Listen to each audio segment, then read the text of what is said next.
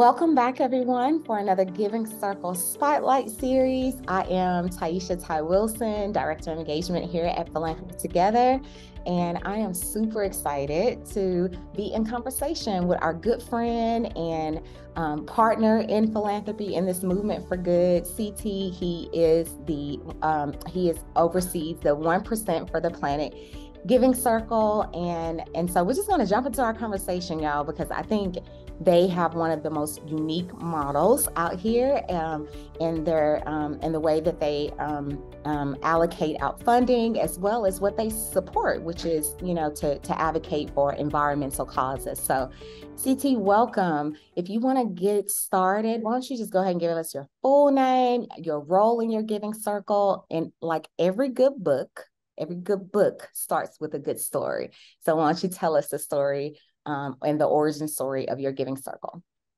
Yeah, sure. Thanks so much. So our 1% for the Planet Giving Circle sort of came to be because our primary model, our bread and butter, if you will, is centered around 1% commitments from businesses, 1% of revenue that goes towards environmental partners. So we have about 5,700 business members in our network at 1% for the planet. And one of the things that we wanted to do was think about how we could model our movement of collective action for individuals to take part as well. It's one thing for businesses to put forward 1% of revenue and to really make a big commitment overall philanthropically towards environmental partners. It's another to get individuals excited about it and to also participate in that sort of collective action model. And so we wanted to do that to find a way to get individuals who are really passionate about the planet to network with one another, to have deep conversations, and then ultimately to come together to take the most important action, which is to put their dollars together and then get it to a hardworking environmental nonprofit partner that could really use those funds. And we've been doing it for a little over a year and a half to 2 years now. And we're really excited with how it's grown and how we're able to focus on some different impact areas affecting the planet and to get people excited about some of these different impact areas and issues as well.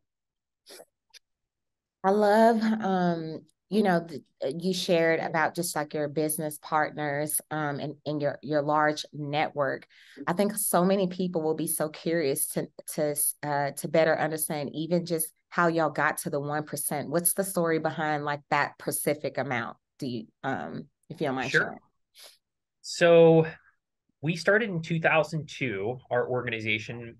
There were two guys, Yvonne Chenard, who is the founder of Patagonia, the clothing company, an outdoors company, and Craig Matthews, who's the founder of a company called Blue Ribbon Flies, a fly fishing company. They came together in order to effectively change environmental philanthropy by getting a lot of businesses involved in this. And they thought that 1% would be a very doable, small, but still meaningful amount. And 1% of revenue, as opposed to 1% of profit, is something that you feel a little bit more. It's almost like a tax or a tithe or something like that. And so having that be sort of the standard across the board for organizations to meet and then to give back with was something that they felt very strongly about and that we've really grown over time. And we really wanted to take that model and look at how it applies to individuals. And we've had a few iterations and tests of how it does apply with individuals and how they can participate in the network. But one of the things that I'm really excited about with this giving circle that we have now is it does show a way that individuals can put their own 1% or their own small amount with other individuals so that it amplifies. And then when that grant goes to an environmental partner, it's much bigger than if they would have had a few everyday donors or everyday givers give to them. We like to show what happens when you have the power of collective action scale like that.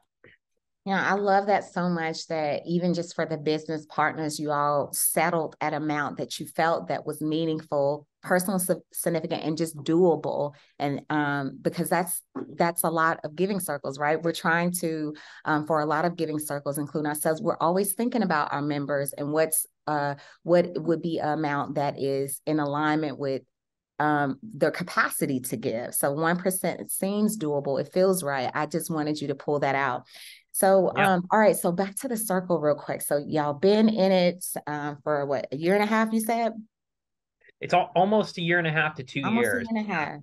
We're having our sixth Giving Circle meeting tonight, actually. I'm Nice. excited to be convening people to talk about an issue related to what we call just economies that focuses on a lot of separate issues affecting the planet and also economic outcomes for individuals and things like that. And so we've been focusing on different impact areas and issues each circle that meets. I saw that. I saw that. And that also is a uniqueness. So the amount that the percentage amount based model is very, very different. I love that percentage differential, because I think a lot of giving circles, they're always thinking about, well, what's the amount? Do I do tier giving? Do I do a set amount? But this is for them to consider is a percentage based model. But for your giving circle, CT, you all not only are different in that percentage model, but like you said, the topics. So what, y'all meet how often? Like every quarter or something, and then each quarter is a different topic. Yeah. And then it's still the group that comes together and then decide on to the nonprofit that y'all will allocate out the funding to.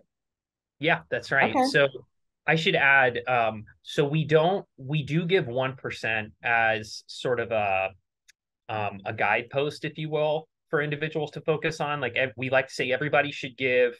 You're welcome to give more than 1%, but everybody should give 1%. And we mostly focus that on businesses. For individuals in our giving circle, it's very flexible. Like it's whatever you want to donate that is personally meaningful, but we do give the suggestion of, think about 1% of your income or your Mm-hmm. salary as a way to really make a difference and add up.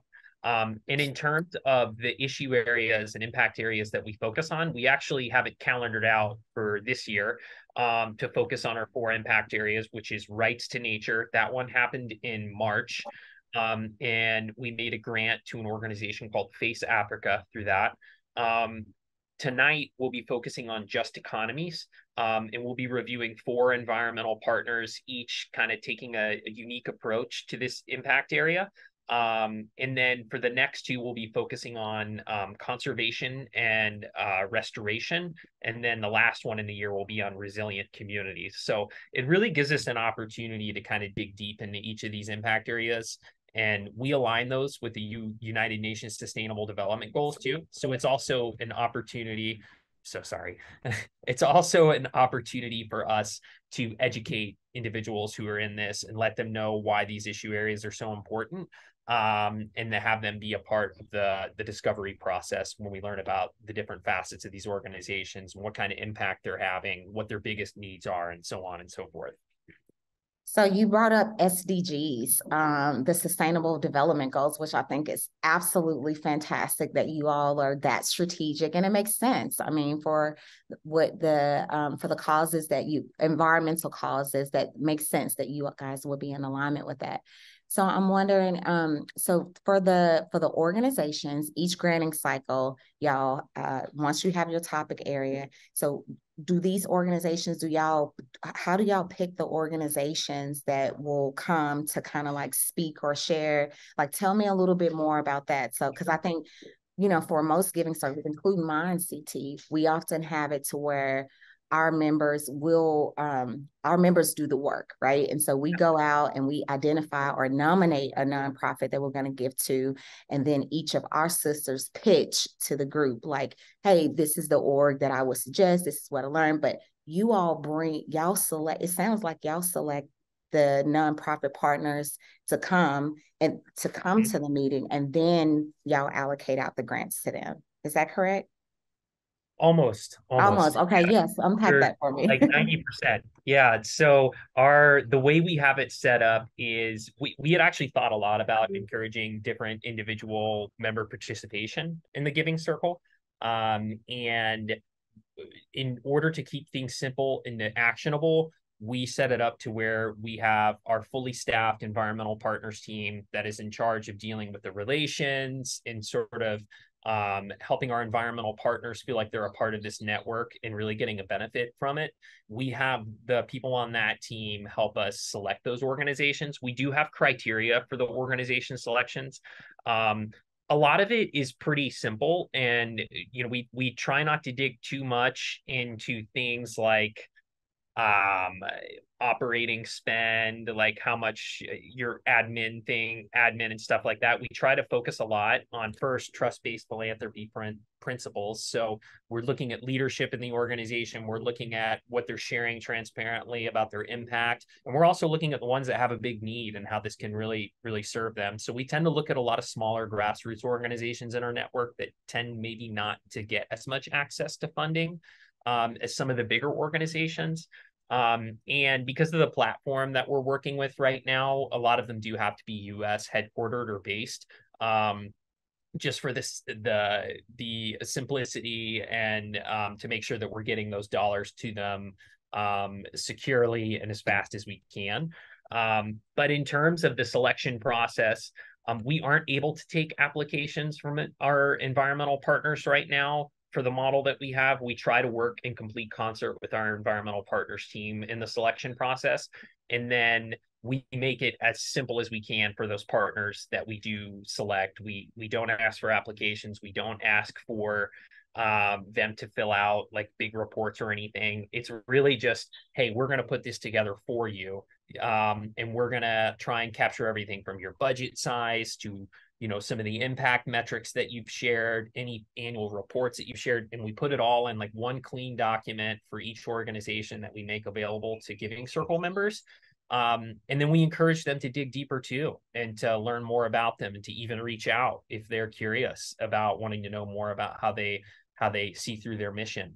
And we do all this because we want to be a helpful partner to the environmental partners. We want to put all this together and then ask them, like, if there's anything you want to edit, go for it. But if it looks good to you, we're gonna roll with it, and we're gonna present it to our Giving Circle, and we'll be in touch if we have any questions or anything in follow up. So we really try to espouse those trust-based philanthropy principles of reducing the workload, doing the work, as much work for them as we can, and then just being transparent with them and asking them to do the same with us. And we found that that's been very helpful. I think it would be awesome if we could get a little bit more like if we could get to a point where environmental partners were applying for this, or where we had nominations from members. But for the sake of kind of moving it forward and keeping things actionable, we've kind of kept it to where we facilitate those pieces. But the Giving Circle is always evolving, and I think there's always opportunities for us to change it and make it stronger over time. Yes, trust-based philanthropy. I heard it so much. So I'm glad you put the name. You and I know, like, we're in this work. So I think it's good Yeah. because folks are always like, but how do I put this in practice? And so CT, that was so good that you shared the how you all through your grant processes, right? No application, really doing the work, simplifying and streamlining your process to make it easier and more it's smoother and more warm in terms of the relationship with the grantee partner. And that's what this is about. So I'm so glad that you shared that. So how many members do y'all have now in the circle? And I want to know how many members you have in a circle, because I think that will help folks to see just how you've grown in just this year. And then also, how are you keeping your members engaged? I hear you with the learning piece, and I'm sure that's a huge engagement piece, is that continued learning. But what other ways have you found have been helpful for you to drive your membership to, to increase the amount of members that come in? And then, yes, please share how many members y'all currently have. Sure. So it's a bit of the 1% for the Planet Giving Circle is unique, and I'm sure so many nonprofits and giving circles like to talk about their uniqueness sometimes and their unique offerings, and they probably are. And for 1% for the Planet, since we focus on a different impact area each time, each circle has had some repeat folks in the previous circles, but also some new members. But through all of the circles that have met, I would say we've had well over 125 to 150 members total. And our biggest one was focused on supporting issues related to climate change in organizations that are making an impact there, which is no surprise because it tends to be one of the biggest issues, not just for organizations or for businesses that give in the network, but also just um, globally too, for businesses and individuals that are seeing the effects on the front lines of climate change or the impacts related to their business or where they live. And so it tends to be a very prominent issue because of that. So that's how many people we have had in our giving circles. We're, like I said, we're having our sixth one tonight. What was the other part of that question? I'm sorry, I can't Just remember. like from an engagement, like how are you Sure. finding your people? How are you feeding the quarterly meetings where getting more people to kind of join in on the circle? Yeah. So this has been a bit of a challenge for us, actually, and one that we're continuing to learn from. But our circle has evolved from, we used to do everything is virtual. So we meet over Zoom. We have a platform that we use called Grapevine, which is pretty well known in some other Giving Circle communities. And it both have been awesome for us to be able to facilitate these kinds of groups with other people and discussions and giving. But what has been a challenge is we used to do 5 sessions for one circle, virtual sessions, 1 hour sessions, and that was a bit much, I think, for some people. And then we put it down to 3, a little bit longer, still dense, but we were able to spread it out a little bit, and that was still tough for everyone to make and to be involved in. And so now we have it to where it's 1 90-minute virtual session, which is really where we go over all the depth and detail of it. And then we keep people engaged through messaging on the Grapevine platform that we use, through emails, and then we also keep people engaged in between the circles by promoting it through our social outlets. We have direct emails that go out to our individual networks as well, where we try to always stay on top of promoting the giving circle as an opportunity for people who want a collective giving opportunity. And we're also always trying new things too, whether it's testing different ways we can advertise to individuals about participating in collective philanthropy, whether it's LinkedIn ads, whether it's thinking about social ads and things like that. We're always trying to stay on top of that.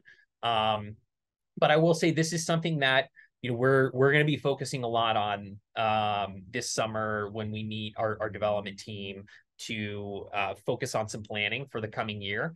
Or not the coming year, but next year. We're always thinking ahead in nonprofit work, but we're thinking about ways we can grow it and really amplify it, because I think there's just so much potential. But one of the things that is tough with this giving circle, and I think with any kind of individual engagement, is how do you keep people engaged, not just from, yes, I want to do it, but I want to do it, and and then they show up and they're there and they donate and they take all the actions that really help make this a success. So Yeah. we're being busy with it. You bring up a good point about just engagement in general. One, yes, because even with my giving circle CT engagement, I think for all of us, I get asked that all the time. How do you engage? How do you keep people, keep funneling people in and out of the circle? And I think it's a good point for all of you who are listening. And CT, they pivoted. You all pivoted, like you went from 5 to 3 to 1. You found out what works for your circle, and to be open and flexible for that, that is a positive reinforcement loop for your members, because they feel heard. They see that you're making changes and adjustment. That is engagement. And so Yeah. I think that you just pulled out a best practice in terms of engagement, of flexibility, and listening to your members, and how the culture, how people are reacting in terms of the meetings and things like that. Because the moment that it starts to feel like work or like another, people disengage. And so I love that you all have really found the sweet spot that works for your members with those 90-minute deep sessions. Okay, I know Yeah. you have to jump. And so I want to turn inward for just this one last question. Because you're a leader and I see you and you're doing so phenomenal. And I'm just curious, like, what is the one thing, CT, that you enjoy most about being a part of the Giving Circle? And so two-pronged question. What is the one thing that you enjoy most about being a part of the Giving Circle? And then 2, what's your word of advice for those who are considering or thinking in their head about starting a Giving Circle, or but that they need that extra push to get started? Yeah. Well, I think the thing I enjoy the most is being able to have conversations and connect with people from all over. One of the cool things about this is it's global for us. And so it's fun because I get to meet people. It's not so fun for some people in like Singapore when you have an event at like 8 p.m. and it's like early in the morning for them. But like Facts. talk about commitment, that's commitment. It's really, really incredible. So I think that's such a fun part of it. But I think one of the things that I've really learned about engaging in giving circles and facilitating them is it's really so much about shared values too. So I learned a lot from Philanthropy Together in your Launchpad course, where we where the aspect of coming together around shared values and then not just leaving it there, but reiterating it throughout the process. And then even when you vote and when you award the grant, talking about how this exemplifies the values that we came up with together as a team. And so we usually come up with 4 or 5. It depends on, how we're feeling as a group. If people are really like, these values are important, we should reflect all of them, then we will. And like a good example is like, it could be like transparency, humility, diversity. All those things are values that as a group we would then take and say, how can we assess organizations and how can this be represented in our giving together? And then once we make the grant, how can we speak about how the values really led to this and made us feel fulfilled in this aspect? And so I think the shared values is such an important part of the circle and it can't be left out. And I think we've had a lot of benefit from it, and also some return folks come back because they've really enjoyed that part of the process too. And what's your word of advice for those who are interested in starting a giving circle, but are in their minds about it, or sitting on the idea and just don't know where to start? What do you say to these folks? I mean, there's no harm in trying. Like, there's so many awesome resources out there now, Philanthropy Together, Grapevine, and more. And whether you're in a neighborhood group, whether it's a family, night that you want to have and find a new activity to bring people together and have these kinds of conversations, like there are so many resources out there to get it done. And all it takes is just taking the next step, creating it. And it doesn't matter if you're giving, $50, $500, $5,000 or more than that, that's going to still make some kind of difference to an organization that you're impacting. And the other kinds of connections that can be made from the experience, whether it's people learning about it and volunteering with them, people learning about it and referring others to donate to them. Those are all weak ties and connections that can really help organizations flourish. And so it just takes one step, one movement to make it happen. There's no harm in trying. I love that, friend. Well, if folks want to join 1% for the Planet Giving Circle, how can they join? How can they find you? Tell us where we can continue to connect with you all. Sure. So you can go to our website, 1%fortheplanet.org. That's 1% all spelled out. And then /giving circle, giving dash circle, but it's also accessible from our webpage to our homepage if you were to go there. And folks are also welcome to email me directly and I will give you tons of information on it and how you can get involved. It's ct@1%fortheplanet.org. I look forward to talking about it and sharing all the great fun that can be had in it. You are beautiful, my friend. Flowers to you, the staff, your members, all of you all who are advocating for us to have wholer, cleaner, more sustainable, healthier communities. And I just appreciate so much of what you do, CT. So thank you. Flowers to you today and every day for the work that you're doing at 1% for the Planet Giving Circle. All right, y'all, we're going to let CT leave today. I hope that you all are inspired by today's conversation. More than anything, we hope that you would consider starting a giving circle. Like CT said, he is a graduate of our Launchpad for You program, and that is a free program that we offer every single month at Philanthropy Together. So head on over to our website and check that out. And then definitely check out 1% for the Planet Giving Circle. Let's support them. Let's share and all the things to wrap our arms around them. All right, everyone. I'll see you at the next Giving Circle Spotlight and take good care of yourselves.